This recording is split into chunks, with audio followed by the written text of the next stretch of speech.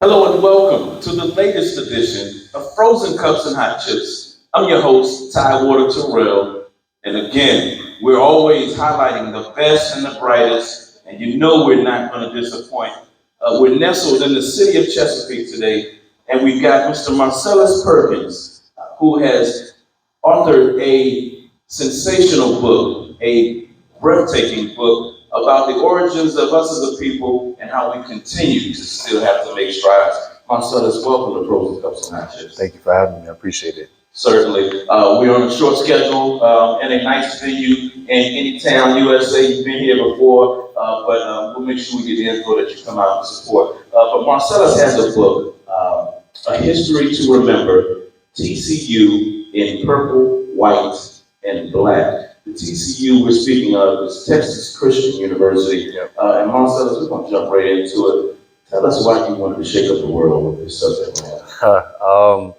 Well, as one of the three co-authors of this book, we found it to be important that we talk about Black people and how we've been very instrumental and foundational to the history of TCU. TCU is an internationally known university.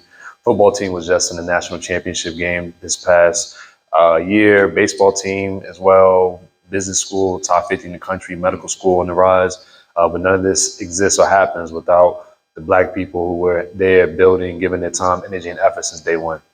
You know, they always say, of course, the slaves helped to build Washington, D.C., Benjamin Banneker, the likes of those. But, you know, some of the famous, I want to say LaDainian Tomlinson, I want to say is a corn frog. Yep. But what you're talking about is the same thing that someone like a Ralph Northam might have been caught up in, and that's the original history of this nation. Talk to us about it. Yeah, I mean, well, a lot of times when they talk about our Black history, our Black contributions at TCU, it does start with athletics. So LaDainian Tomlinson is a Hall of Fame running back. Dr. James Cash was the first Black student athlete in the Southern Conference. He is now co-owner of the Boston Celtics. He sits on the board of GE. He has a building named after him at the Harvard Business School. Very, very instrumental people, right? But the story begins before them. And so what this book aims to do, each of the three co-authors, Dr. Frederick Gooding Jr., Dr. G, and Dr. Sylvia Greenswet and myself, look to do is tell a story that spans over 150 years. It doesn't start in the 1960s. It doesn't start in the 2000s. It starts when the university starts. So the moment that they break ground, that's when we begin our story.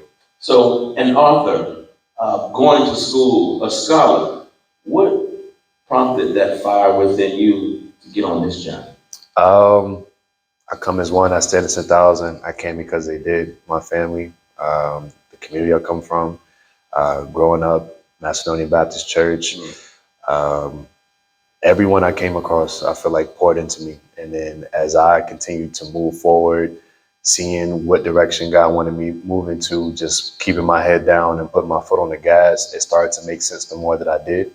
And the more I did, the more I saw. And the more I saw, the more I understood. And so I would let me continue moving in that direction. Good. Stay in that lane, because that's what we can really go into, what he saw. You know, we were talking off camera, looking at and wonderful digs we ate where, you know, Tyler Terrell will eat wherever he is. But we were looking at someone serving. And I looked at some of the pages in the book. Yeah. There are a lot of Black faces serving, being the infrastructure, the backbone of Texas Christian University. Right. However, they weren't allowed to be at the forefront until athletics came into play. Yeah. What are you seeing when you look at this investigation, this book, this research? You're seeing a lot of Black faces behind the scenes, never up front. Very. I mean, again, since day one, like the way in which this institution, this society was built was off our backs. And so they needed us to cook, clean, and entertain them. But when it came time for us to be educated, we had to jump through loops and hoops to make sure that we got what we needed. And so TCU was no different. I mean, they are also a product of a bigger structure and a bigger system that looked to try to exclude Black people, but also extract everything we had to offer.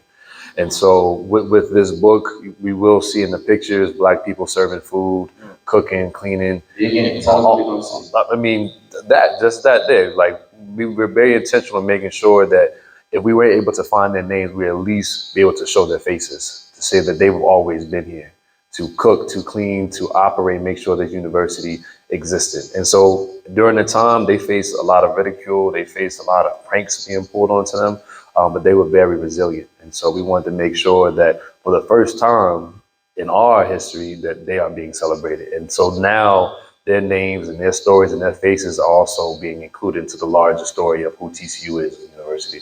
You know, I want to piggyback off of something you said. We're going to get you out of here in a sec. This is the first of a series with Marcellis, Perkins, trust and believe. But when you talk about extracting from our good, they want our culture until we get pulled over.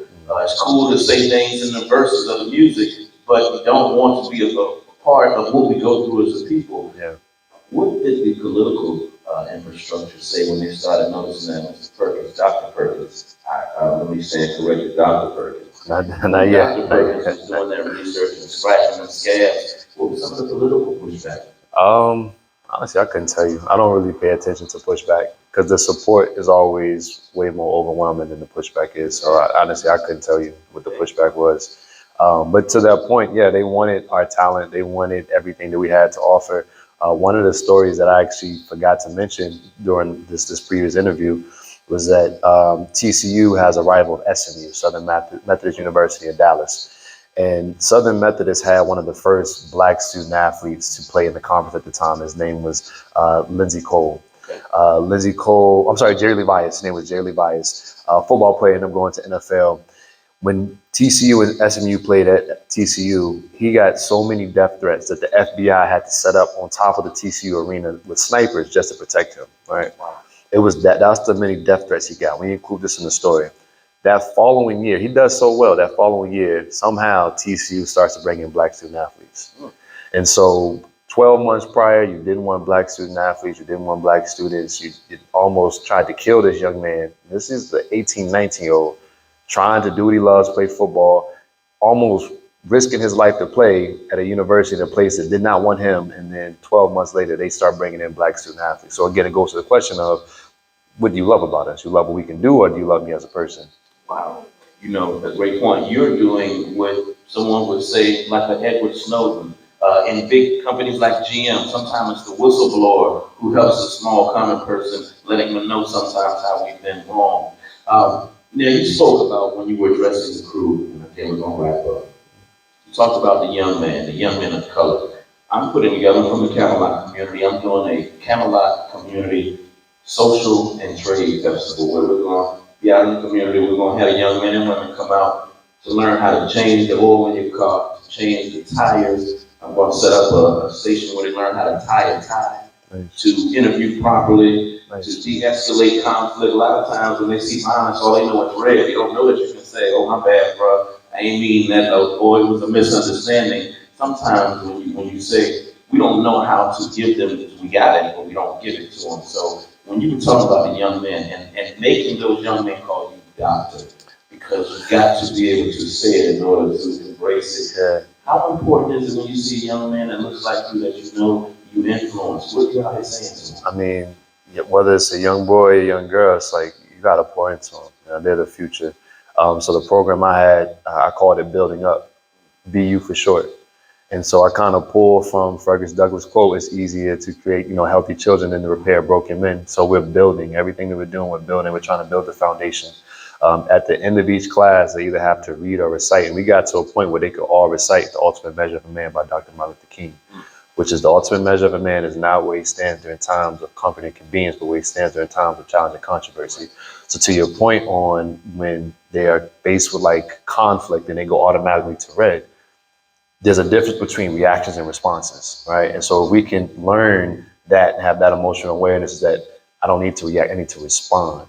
That's a big difference. Reaction is based off the emotions. It's based on how I'm feeling. When you're mad and you acting off how you're mad, that's how we have a lot of people get in trouble in situations that they don't need to be in. But if I can step back and say, like, let me assess the situation, let me make sure that I got my mind on, then I can respond. Then I can walk away and I can see things differently. And I think to your point of like teaching them very tangible skills, learn how to work with your hand, how to make money, how to sustain yourself, those are important. And I think that's also a part of like this generational love thing that I'm talking about, that we got to be able to give people the healing that they need as we heal ourselves, because that is far much more important than how much money you can make. Because you can make a lot of money, but if you can't handle your traumas, you're going to lose that lot of money. Marcellis Perkins. I mean, sometimes you just say that's Marcellis Perkins. Marcellis, real quick, tell them where they can get the book, all the information coming up. You can get it off Amazon, Barnes and Noble, Walmart, TCU. A History to Remember, TCU, Purple, White, and Black. But we encourage you to get it from Doc's Bookshop in Fort Worth, Texas. It's a Black family-owned bookshop, as well as Reading and Riches, which is a Black family-owned bookshop as well. Jeff Bezos has enough money. It's on Amazon, but if you can support a local Black-owned bookstore, we encourage you to do so. And so we just want to thank you for your time. Thank you for our support of everyone that came out. Gala events, this is where the interview is being taken place at right now, right here off Military Highway in Chesapeake, Virginia. Come book your events, DJ Integrity.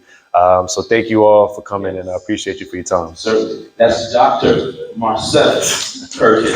I'm Ty Water Terrell. This has been Frozen Cups and Hot Chips.